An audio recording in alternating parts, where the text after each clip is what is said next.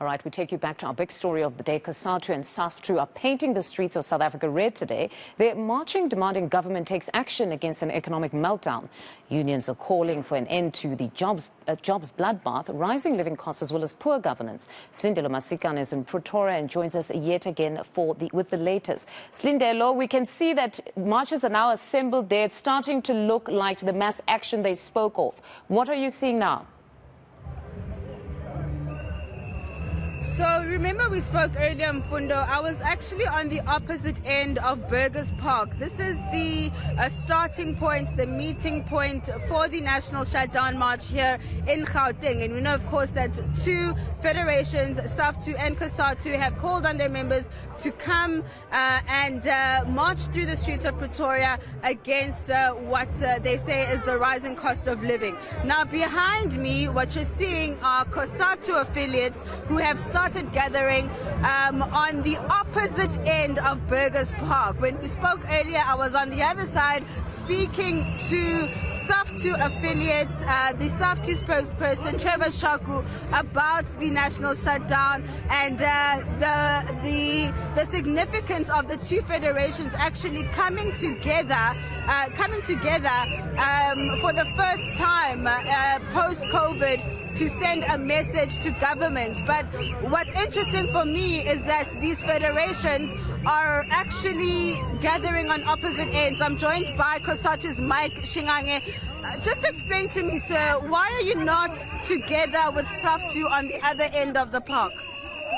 Good morning to you. Maybe we must ask Saftu that. Because I'm going to ask them too, but I'm here this side, and I just want to understand why it is that you've called a national shutdown. You've said that the two federations are coming together, asking workers to stand together, but I don't see the federations coming together, or am I wrong? No, they will come together. Remember, we have applied for the strike. We have applied for the right to gather. We have applied the route. This is the route we use. So we are sticking to the law. The other area is not where we're designated to march from. This is where the permission to gather was granted to us. This is the route that the authorities here in the municipality have given us that we're going to utilize to march. So we are actually keeping in what we have applied for and what we have been granted for. Okay, so when you start marching, both federations, I'm assuming, are going to come to this meeting point. They're going to be stopped from joining this march. That's what we have called. Actually, we are surprised why they're not here, because this is where they don't have a permission for where. Remember, they had the permission to sleep here, not the permission to march. The only way they're going to march when they're in this route that we've applied for. So they will have to come here. It's about 9:30. We're expecting the march to start at 10 a.m.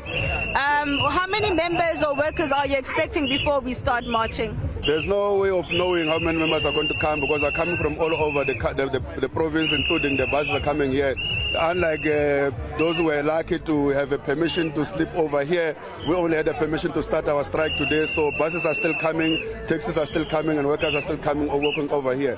We are going to march, and we are going to have a good numbers as we have expected. But at this point, you don't think you'll start at 10 a.m.? We think we're going to start at 10 a.m. We're going to start at 10 a.m. Your affiliate Santako distancing themselves from this action. Are you disappointed? When you say affiliate Santako, you're almost suggesting that Santako is an affiliate of Cosatu. It is not. It's an organization on its own. We did invite them. Initially, they were positive and supporting. I'm sure there are other factors that come into play that they needed to protect themselves, because as you see and as you say, we have invited a number of stakeholders, a number of civil societies here. We are also having with other federations who have also invited their friends. The information we are getting that they are not happy with some of the people who are going to be joining the strike. So it's important, and we expect and we respect that they're trying to protect their own integrity. Your reaction to government statement that any essential worker or worker that participates must know that it's no work, no pay? I can only deal with the essential worker because they're trying to mislead the public in terms of law. The fact that a workplace has been designated as an essential service does not mean that a worker's constitutional right to strike has been taken away. That's why in all the areas and all the sectors that are designated to be essential services, there's what we call minimum service level agreement, wherein a certain percentage must go on strike and certain percentage must remain giving skeleton staff. In the absence of that, there's no worker that must, constitutional right to strike must be taken away. And as far as the no work, no pay, we don't know why they're stressing themselves, because workers know that it is law. This strike is protected. This strike is a legal strike. Of course, we know that the employer always have a right to, in fact, no work, no pay. It's not something that they can use to deter and intimidate workers to come on the strike. Thank you so much. All right, that's Cosatu's Mike Shingange just clarifying for us what I've been observing in terms of how the two federations are gathering on opposite ends of Burgers Park.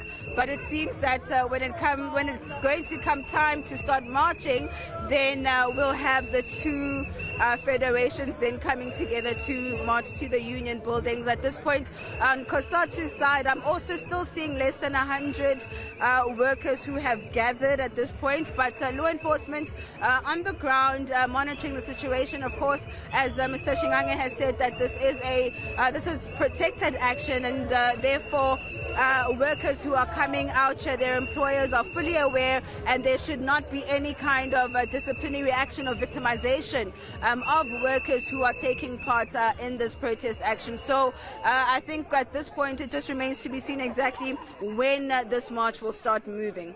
All right, Silindelo, we'll come back to you at perhaps exactly 10 o'clock to see if it does indeed get underway exactly at 10. Thanks a lot for that update. That Silindelo Masikane out in Pretoria for us. Now, what